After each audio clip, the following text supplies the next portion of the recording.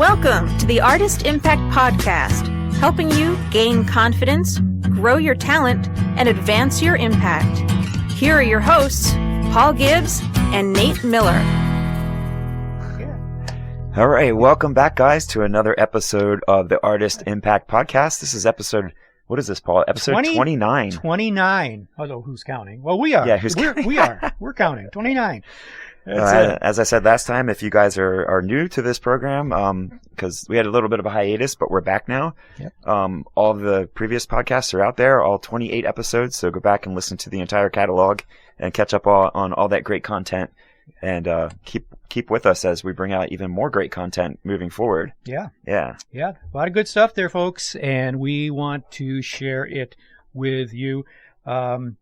We like to give you stuff that you can use, and we'd like to give you stuff that maybe you can't use, but you might find interesting. Like this, for example. All right, we're recording this particular episode. We're in the studio on March 1st, and maybe you knew that March 1st is National Pancake Day. But it's also Fat Tuesday. Fat Tuesday. Now, what does that mean? That's when you eat the rest of all of your leftover dough and everything before Lent. Before Ash Wednesday starts. All right. Yeah. See, I'm from upstate New York, so we don't do Fat Tuesday up there. But here in Pennsylvania, all the Foss nuts and all the Foss nuts you can eat. Yeah. Oh yeah, check it out, guys. So anyway, pancake. But did you know? I'll bet you didn't know this. That Shrove Tuesday, it's also called Fat Tuesday or Shrove Tuesday. I've heard that before. Yeah. Do you know where that started? What country that started in? No, it wasn't York County. Yeah. No, it was actually Sweden. Really? Believe it or not, it was Sweden. I would have thought Germany. Yeah, you would think or something. That. Yeah, there were the Dutch. There's a lot of Dutch around here. So I started in Sweden. And so even if you don't like Fosschnitz, I don't like them either. I really don't care for Fosschnitz. But what do you think? Are you a fan? Hey, you know what? They're all different though. It depends on where you buy them and who makes them. Some of them are just a lump of dough. Some of them have powdered sugar on. Some of them have granulated sugar. Aren't they made out of potato or something? Well, no, is that a latke? I don't know. Okay, anyway, all right. we digress. All right, yes, we do. We have had a lot of practice at that. So anyway, check it out. Fosschnitz. Anyway.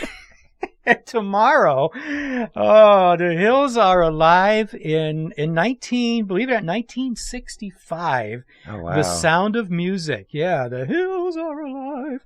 Starring, of course, Julie Andrews and all the gang there.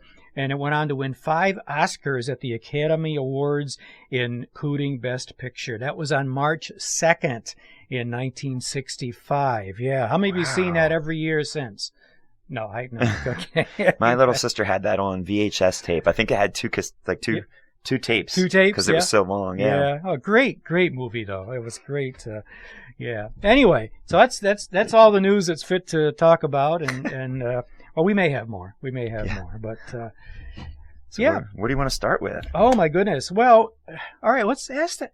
How many of you are live streaming? Anybody? Well, okay. How many of you are still live streaming? Yeah, since the whole pandemic thing. Are you still doing that? Did you think about it and decided, I don't know, maybe, or did you think about it and then kind of things opened up and you said, well, forget it now. So, wherever you are, but there's different schools of thought on that, and many churches have live streamed, and still, I think in churches' cases, a lot of them started it because they thought it was a great thing to do, right? And then they have not stopped. I think the majority of them. Well, what happened with a lot of them was originally it was to reach their congregation who could not physically come to church. You're right. But what they found out then was it actually created almost a virtual or digital campus, It was like a whole nother, they were reaching a whole nother demographic of people. And once they got that started, you couldn't not offer that anymore. That's true. Because there were shut-ins and people who just physically could never come back. Yeah. And so it's crazy how things have changed, even though we've gone back to things that we could do before the pandemic. Yeah. Right. But what about music? Well, with music, live streaming. Live streaming. And I think let's talk to the artist or the group that you're thinking about it. and maybe you've even dabbled a little bit, but you may be kind of you're not quite sure. So we thought we'd talk about some live streaming basics, how to get started. So we're just going to run over this list kind of quickly because we got a lot of things we want to cover for you in this episode. But really, all you need, and I'm sure you've heard this, is a smartphone to get started in live streaming. I mean, that's where people start. Yeah. You don't really need an expensive camera or anything, but there's probably some caveats there. There's some caveats there, exactly. For example, not all live streams or not all live video created with a smartphone is equal. This article talks, what do you think about the creator, the live streamer who didn't think to stabilize the video in any way, and you're kind of, whoa, I can't watch this. It's shaking all over the place. Yeah. Or maybe when the camera is so far away from you or from the subject that you can't understand the sound. Oh, yeah. And that thing's, and then there's, the one that starts out vertical, and then you realize, oh, wait a minute, it should be horizontal.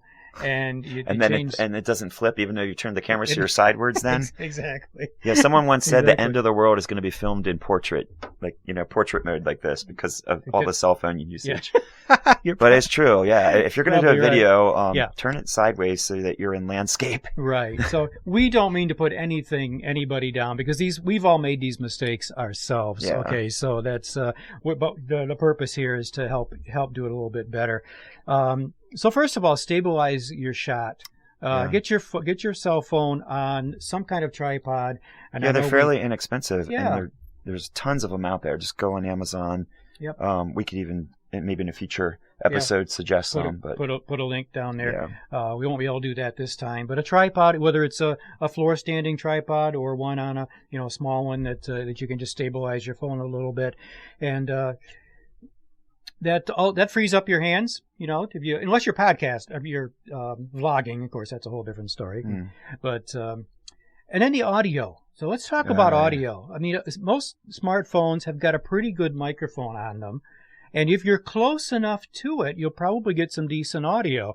But if you're going to be further away, then there's a couple options for using an external mic, and you can either use a lapel mic. Yeah. that hooks onto your shirt or your coat or whatever, or a mic on a stand, and one of those will give you some better sound, especially if you're gonna have the camera away from you a ways, have the microphone closer, and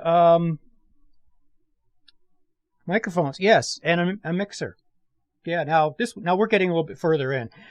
Let's say you want to have a couple different sound sources and one camera, but you're having a couple different sources, like someone is holding a microphone, someone's got a lapel mic on, and then maybe you're doing your band and you want to have a couple different microphones picking up different sound sources. So a small mixer, they're not all that expensive, $50, $75, a little mixer to mix your sound sources in. Yeah. And that can also hook to you could still be using your camera for that. That can go into the camera. Or let's see. So wireless mics will be another thing that you could move up to. Gives you more freedom. I think we talked about that in our last podcast. Wired mics versus wireless. Wireless mics gives you that freedom to travel. No strings attached. No strings. No wires. Look, Ma, no wires. Yeah. And then a gimbal. Yeah, and that's something we got recently for the studio. We've only used it one time on one project, but there's all kinds of cool stuff you can do with a gimbal. It gives you 3-axis stabilization, so you can walk and move up and down with it and side to side and virtually keep your phone straight and hold it in position. So if you are going to be doing something while moving, rather than just holding the phone in your hand and walking, that does okay, but like Paul said earlier, stabilization could very important. Could suffer from that, and depending on your audience, they might not sit through that to watch that, and if people get seasick and everything. That is true. True. You can elevate what you're doing, no pun intended, but with a drone. So drone footage is very popular right now, and drones are fairly inexpensive. Obviously, you get what you pay for with the quality. But True. you can get a fairly inexpensive drone that will give you video capability and just add some really nifty shots into what you're doing. Yeah. So it's a cool way to add to your video and take it to new heights. I love the way that article puts that in there. We cannot take credit for that, but new heights. Okay. Yeah. And if it ends by saying you shouldn't feel like you have to invest in all these tools before you go live. Like Paul said at the top of this, you can just start with a phone, hit record, and with the video and audio that your phone gives you, you'll get pretty decent quality to start with. Right. But the cool thing is, with phones and all the accessories that you can add to them, you can really get pretty far with just an iPhone or Samsung, whatever you're using. Yeah. Look into what you can add onto your phone, and start with what you have, but build onto that. Right. And right. Yeah, you guys can go live at basically the touch of a button. Yeah, and here's the basics, friends. Here's the basics. You need something to give you a halfway decent to a good video image, okay? And your smartphone is probably going to do that for you. You need good audio, okay? Just a decent microphone. Again, your phone may do that for you, or you want to invest in an external microphone that will give you some good audio. And then the third thing is lighting, and we hadn't touched on this yet, is lighting. You've got to have decent lighting. So there's all kinds of videos on YouTube about getting started in live streaming. If you got any questions or you want to make a comment on, add something to what we've talked about here, please do feel free to get in touch with us. We'll say our email right now, info@notespiremusic.com. We'll repeat that a few different times. We'll also have it on the bottom of the screen. So, All right. And next time we get together, we're going to talk about why. Why should you live stream? Yeah. There's a couple things about that we'll address in the next time we get together. Yeah. Sounds good. What do we want to hit next? Yeah. One of these articles? Do you want to go with one of these?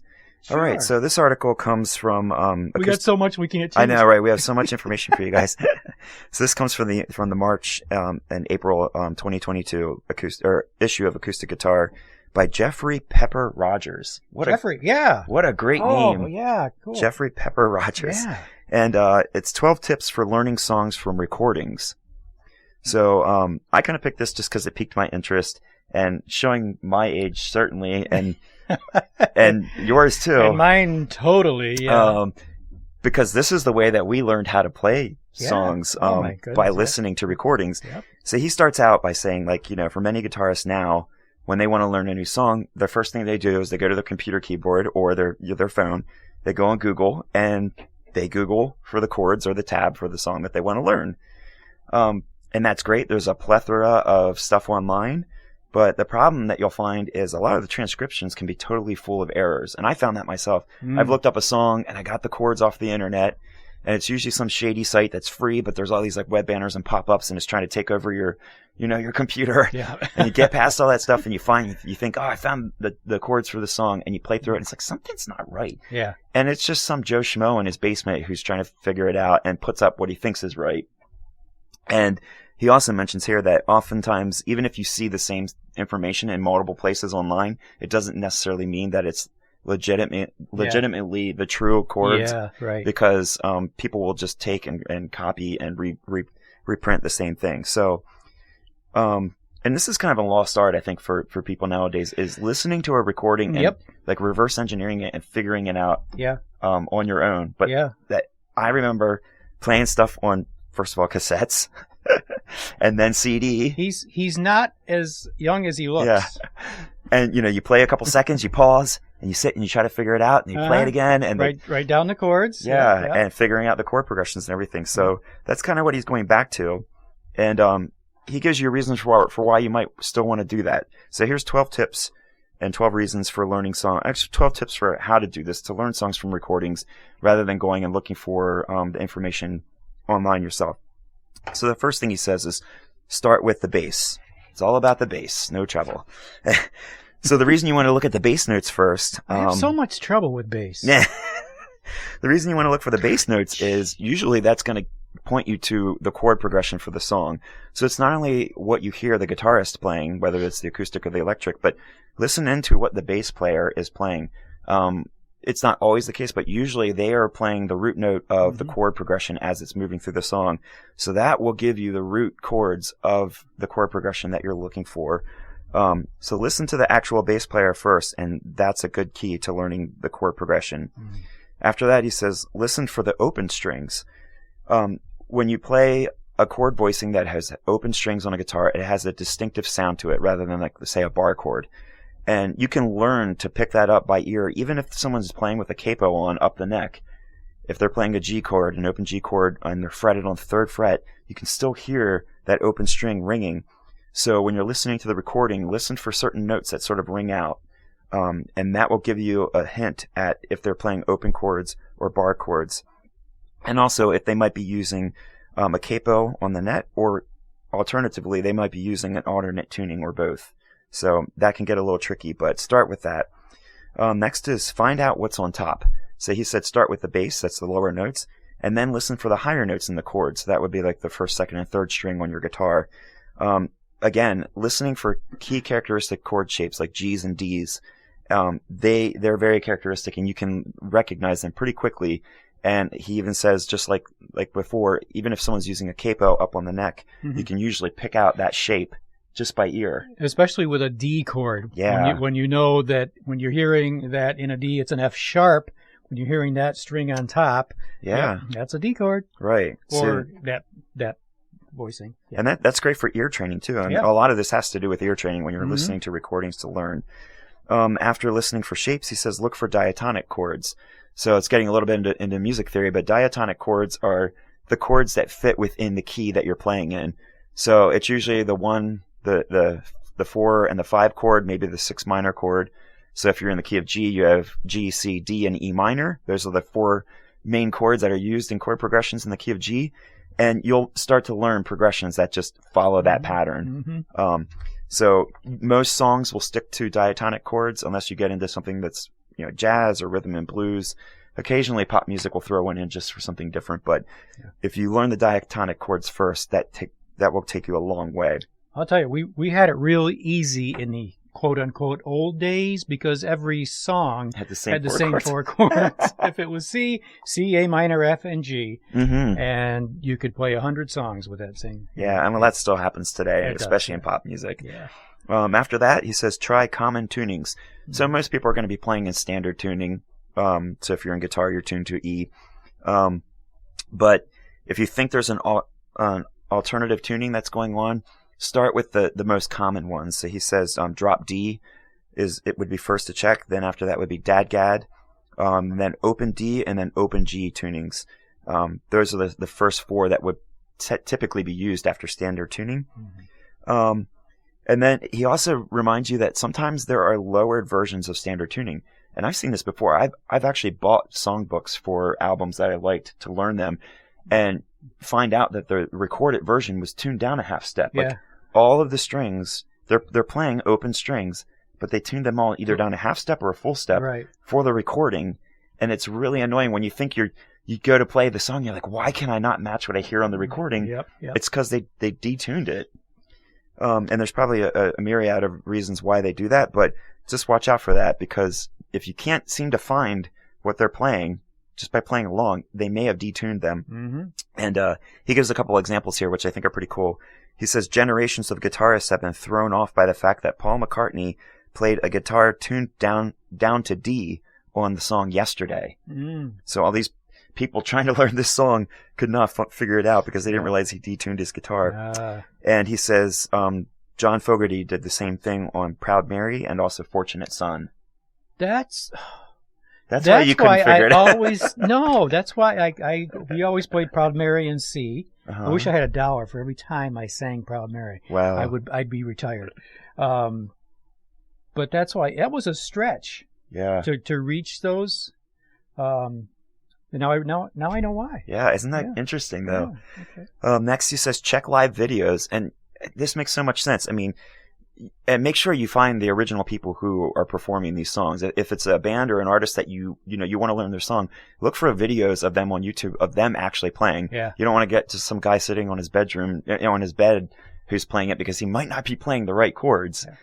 You might get close, and maybe he is. I don't know. But if you can find the original performers playing these songs, that's going to get you so much closer. And like he says, this is going to give you clues about is the guitarist using a capo? Is he using standard tuning? Different fretboard positions. He might not be playing everything. I keep saying he. It could be a girl too. They might not be playing everything in first position, but if you can see a video performance, you might know, are they up in fifth position? Are they playing a split capo or something? But he says one caveat, and this is an interesting thing that he brings up, kind of like the detuning.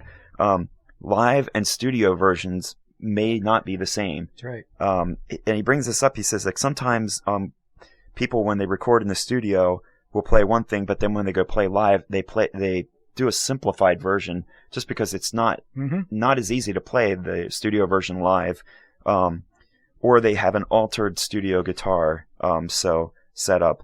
So even the live video with the original performer might not get you what you hear on the recording, but at least you're getting it right from the horse's mouth, right. so to speak. So that's a good place to look as well. Here's another thing. He says, preview the sheet music. So in other words, look for the actual official sheet music for the song that you're hoping to learn. And the reason he says preview is, like, if you look for a Google image and you can kind of bring up just the front page before purchasing it, you'll find a lot of information on that title page. So it'll give you the key it's in. Yeah. They might have information about the tuning, like whether it's tuned down a half step. If there's a capo, all that stuff should be in the top corner, left or right corner, and you only have to preview the front page. And then if you decide, hey, this looks good or helpful, then you can decide to purchase it. But it's a good little tip to pick up some key information. Another thing, if you want to spotlight the guitar part on the track that you're listening to, but maybe it's buried in the mix a little bit, he says try using pan or EQ to bring out the guitar more. If you have that capability to do that. There's also some transcribing apps that will help you to do that as well, which he talks about a little bit later. Another thing, if you guys are using YouTube to learn songs, if you don't know, there's a little gear image at the bottom of your video screen on YouTube. If you click that, you can change the playback speed. You can make it faster. You can also make it slower. So if you're trying to learn a difficult passage, a solo or a lick or something, and you can't get it because it's going by too fast, click that video speed and drop it down as far as you can on YouTube. And then it's going to distort the sound a little bit, but that will give you a chance to hear that slowly, note by note, and give you a chance to play along with that. And another thing, his next tip is like that, is loop the section that you're trying to learn.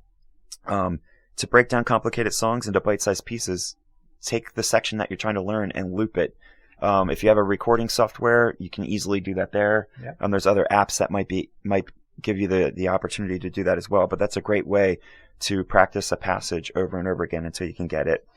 And then he says use an app. So there's several apps that he suggests, software like Amazing Slow Downer. I think that name says it all. Pretty much. Transcribe from 7th String, and another one called Capo, which he recommended. That's on Mac operating system only, but that'll allow you to change the speed, the pitch, and to loop regions of the song for you to practice.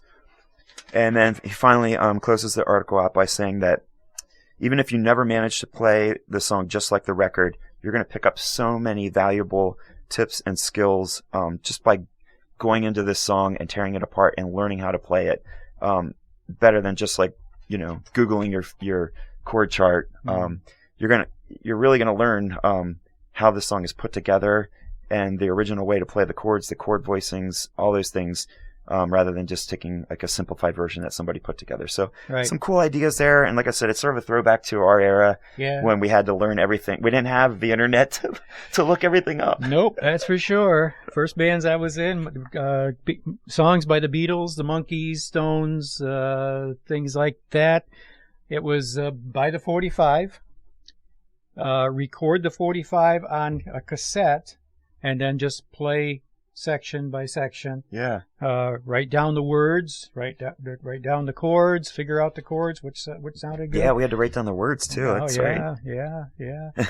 Well, we all did it. So how about you? What's your favorite way of learning cover songs? Working on solos, working on background tracks, working on learning songs to to just play for others, or just play for yourself? What's your favorite method? Or do you just throw it all out the window and do it old school like we used to do? Yeah, love to hear your comments, or maybe there's a way that you that Nate has not mentioned that you like that works best for you. We'd love to hear from you on that. We're going to take a quick pause here and take care of some business, and we're going to be right back. We're going to talk about, is there a CD revival, or is the CD dead? Yeah, I want to know. We'll talk about that in just a minute.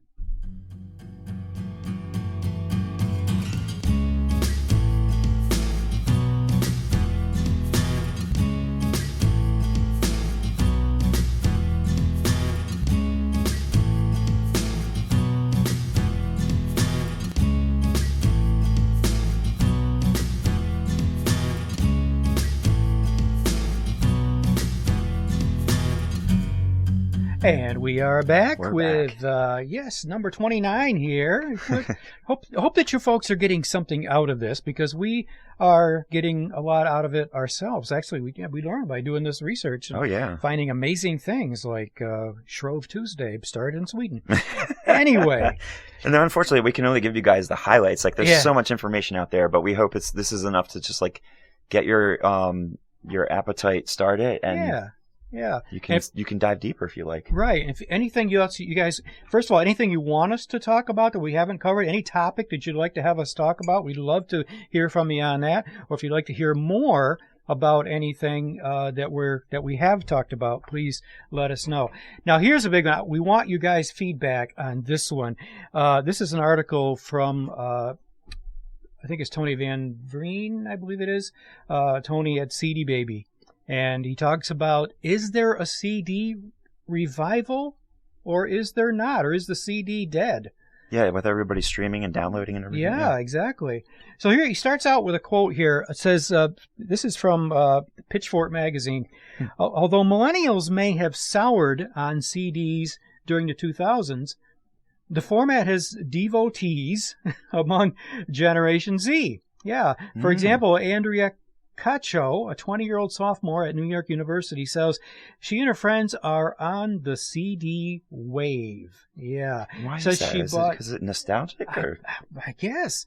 She says she bought her first CD a year ago, and then after arriving at school, and now she's got 62 CDs, punk, metal, screamo, whatever that is, pop, I don't want to hear it, pop, and Christian music. And she says, I was tired of discovering music through YouTube or Spotify. Interesting. She says, I want to be surprised.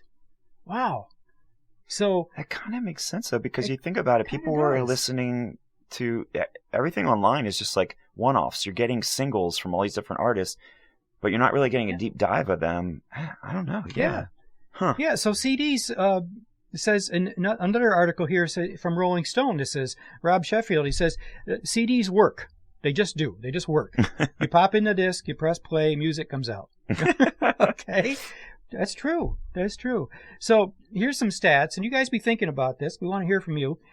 It says, industry stat says that CDs were up about 2% in 2021, which was the first time in 17 years that there was any growth in CDs. All right?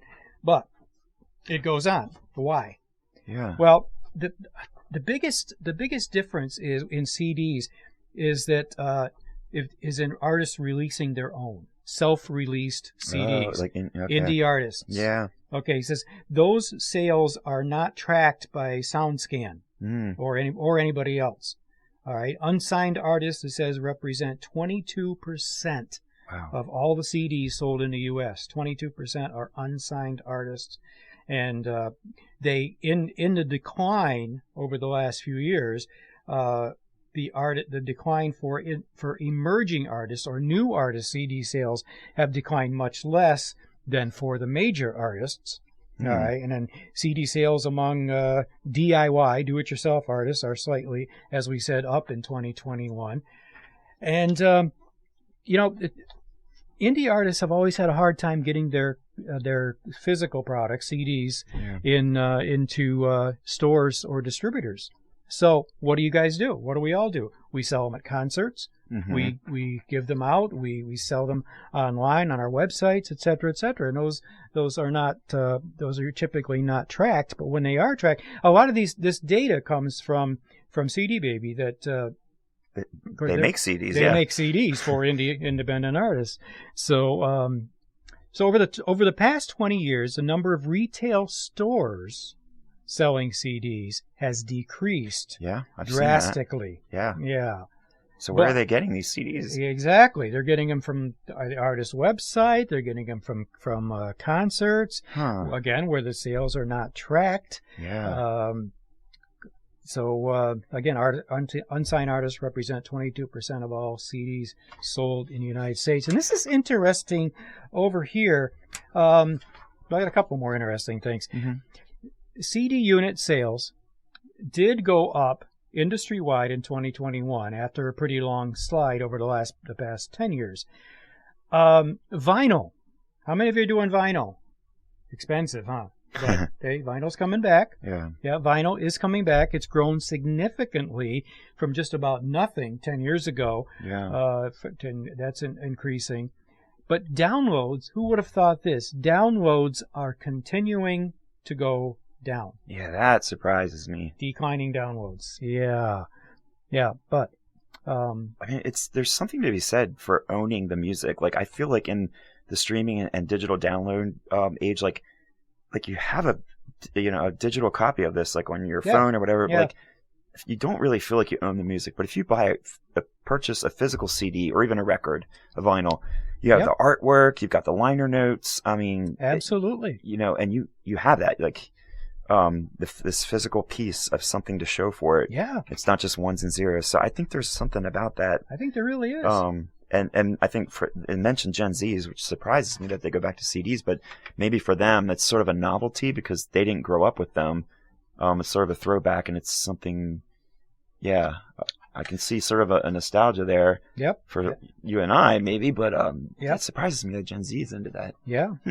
And this article says the CD revival is. It's a little early to tell if it's a whole, going to be huge, but it's definitely heading in that direction. Yeah, interesting. And I like what you said, because people, when you download something, it's like, yeah, you get to listen to it, Yeah. but how is that different from just listening to anything To the radio or something. Yeah, exactly. Yeah. Yeah. To have that's something to hold in your hand, even if you burn it into your or rip it into your computer or onto your MP3 player or whatever, onto a USB drive, plate in your car, whatever.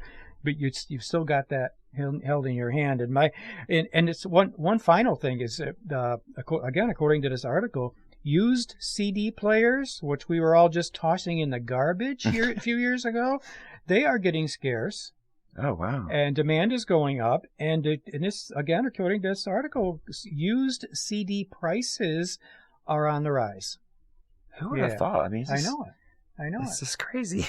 I mean, and to think, again, LPs, used LPs, not very good condition.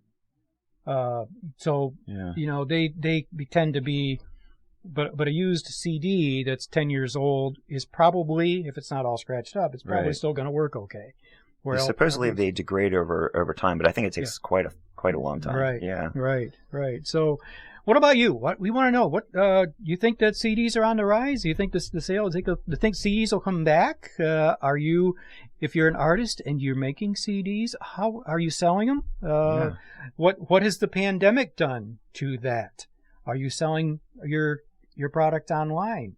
Have you thought about having CDs made? Have you just doing the whole thing online and not worried about the CDs or the cost of it or whatever? Yeah. So, and I think with things opening back up and artists being able to do concerts again, going back out to churches, I think you're going to see people say, "Hey, do you have a CD?"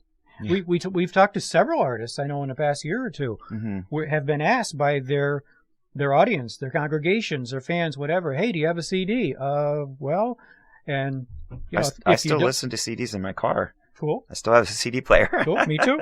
Me too. So my question is, will cassettes be next? Cassettes. What do you think? Oh, man. Cassettes? No? Man, maybe not. 8 tracks? Oh, wow. Now we're going back. I have an 8-track recorder. I have a Technics 8-track recorder that I bought back in the 80s. Can you even buy tapes for that anymore? I don't know if you can or not, but I've got it, and it's in great shape. As far as I know, it still works. Wow. We have one more thing here for you, Yeah. and then we're going to wrap it up for this time. Yeah, so let's talk about this article on song recycling strategies. So this is great for you songwriters out there who are either struggling or trying to find ideas or, what do I do with all these pieces? So the little subtitle here says, if you're having trouble starting from scratch, sometimes building new songs from old ideas can be the next best thing. And this is by Dave Simons. It was originally posted in Music World. And he says that the most enduring songs tend to come quickly and are often finished in a single sitting. I don't know if you've ever had that experience as a songwriter, but a lot of times when you write something and it comes so quickly, that ends up being like a really great song. But the problem is that is not the norm. That's usually an exception. So even though you hope for that lightning bolt to come to just download right into your brain, whole cloth, a brand new song, we usually have to work really hard at it. So if you're having trouble starting from scratch, sometimes building new songs out of old ideas can be the next big thing. So you could resurrect old chord progressions that you have, or even take like an orphaned bridge or a chorus and use that for a new song. Yeah. So if you guys are using, I don't know what type of thing you use for writing, if you have a tablet or if you're using your computer and you just have song pieces that are just sitting there unused or disused, consider bringing them into another song that you're working on and piecing them in. You'd be surprised what a totally different song, a piece from a totally different song might be the key piece that you're missing. And he recommends save the good stuff. He says never toss out entire songs without fully inspecting them for usable parts. So again, you might have a song that's totally finished, but you didn't do anything with because maybe it just wasn't your best work. You didn't like the way it sounded, but there might be usable pieces in there, whole verses, riffs, fills, even harmony ideas that can be pulled out of that and used in a new song that can be used and done, and that will do something for you. So cannibalize those pieces and Frankenstein them into something else. He says to do this, obviously you're going to need a basic organizational system. That could be something as simple as a notebook that you're writing down by hand. If you're more of a digital person, you might have a master folder with subfolders on your desktop or on your computer somewhere. Whatever you do, just make sure you use the system that works for you and label everything. Have a folder for intros, choruses, lyrics, whatever. And if you're using your voice recording app on your phone, make sure you pull those into your computer or whatever file you're using and save those for later. So what are you going to do with all these spare parts? He brings up a good point. Almost anything that has 4 bars is long enough to be used as a bridge. So, if you have 4 bars and you don't know what to do with it, save it for later. You might be writing a song and realize I need an instrumental here or a bridge. Go into that pile of ideas that you have on your computer or in your notebook and look for one that you haven't used yet. Or maybe you have an interesting riff or a chord sequence that was originally married to, he calls it a ho-hum verse or chorus. Maybe you don't like the melody that you wrote with this chord progression, so you just scrap the whole thing. Well, you don't have to use that melody. That chord progression might work for a different song that has an even better melody. So put all of those things into a folder for possible reuse later. He says, and this is interesting, on occasion you could try slotting an edited piece into an existing work in progress. Now this gets a little technical because it's not only taking the 4 chords that you're using or the idea of the riff or whatever. He's talking about taking an actual recorded piece of a song that you didn't use and pulling that into an edited piece and sliding it in. You might need to use a recording platform like he suggests here, like Avid Pro Tools or Ableton Live or some kind of similar software, because that will allow you to adjust the speed, the pitch, and the tempo. That could be a new term, spitch. Spitch. So that's the speed and the pitch. I like that. Yeah. We should copyright that. We should. All right. You can adjust the pitch, the speed, and the tempo, and even equalize and compress the add-on so that it fits sonically into the new project that you're doing. So if you're a techie and you understand what all that stuff that I just said, keep that in mind for pieces that you already have recorded that you haven't been able to use. and you might be able to Frankenstein them into a new song. And if you don't think that this idea works, I love how he ends this article. Again, this is Dave Simons. He says, you don't think the mix and match approach works or has any merit? He said, listen to this. He says, on their studio finale, Abbey Road, the Beatles famously merged a hodgepodge of Lennon and McCartney fragments to form the majestic Side 2 medley. So that was all put together out of fragments. Wow, cool. And then long before that, he brings up composer George Gershwin, who's under pressure to complete a jazz symphony for the New York debut. And he says he borrowed heavily from his tunes book of rough ideas. He put all that stuff together, and in a matter of weeks, he created the Rhapsody in Blue. Wow. So that was all pulled out of pieces of ideas that George Gershwin had in a notebook somewhere. That is so cool. Yeah, that is so cool. Very well composers and artists have done this, and it's worked for them, and they've had hit songs out of it. So. I have another example. I was writing this down as you were thinking about it. There was a very, very popular song in the early 60s called Runaway by Del Shannon. Run, run, run, run, run away. That's what you want. Wah, wah. Okay, I won't try that. But he followed that up. And a lot of he had a couple different songs, but another song that he did, and he resurrected that same style and chord progression in a song called "Follow the Sun." And they're almost like, I mean, that was kind of the thing back then. It was to make copycat hits, but they did that. I mean, they just took, okay, this worked, this chord progression worked. Let's change the melody a little bit, put some different lyrics to it, and we got another hit. So that's cool. Yeah. Yeah, there's some song recycling ideas for you guys. If you've ever struggled with that, or if you have a book full of unfinished songs, what do I do with this? Hopefully some of those ideas will help you out. They will. Yeah, I'm sure they will. Yeah. So let us know what you think about any of the stuff that we've talked about during this episode of the Notespire Music Artist Impact. And we got a lot more to share with you guys in the coming weeks. We do. Yeah, and let us know if there's other things that we could also cover. What we didn't cover, and we will next time, is what is an MVP. All right, we're going to do a little more research on that. What is an MVP anyway? I'm going to do a little more research. I was going to share this with those new kind of headphones that we were talking about. Yeah. We're going to get back to you on that. I need to do a little more research before I do that. And but we'll do that next time. And also an NFT. What is that? Oh, yeah, newfangled technology, I think, or something. Yeah, there you something go. Like that. All right. Well, anyway, I think that's about it for this time. Please do get in touch with us if there's anything else we can cover for you, if you got any questions or anything. We'll see you next time. Remember, this podcast is available on all of your favorite podcast sites, iTunes, where? Not iTunes. Spotify, Apple yes. Podcasts. Yeah, everywhere. And also, of course, on our YouTube channel. Oh, yeah, Notespire Music TV. Be sure to check us out on Facebook and Instagram and at notespiremusic.com. Mm-hmm. Yep. And WNSMDB, Notespire Radio. Notespire Radio, yeah. All right, I guess that's it. That's it. Till we see you guys again, take care of yourselves. And take care of each other. Bye-bye. God bless. The Artist Impact Podcast is a production of Notespire Music, LLC.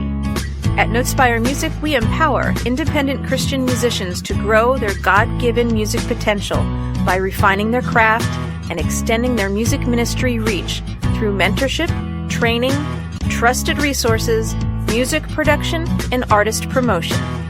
Notespire Music, helping you gain confidence, grow your talent, and advance your impact. For more information, visit notespiremusic.com. That's NOTESPIREMUSIC.com.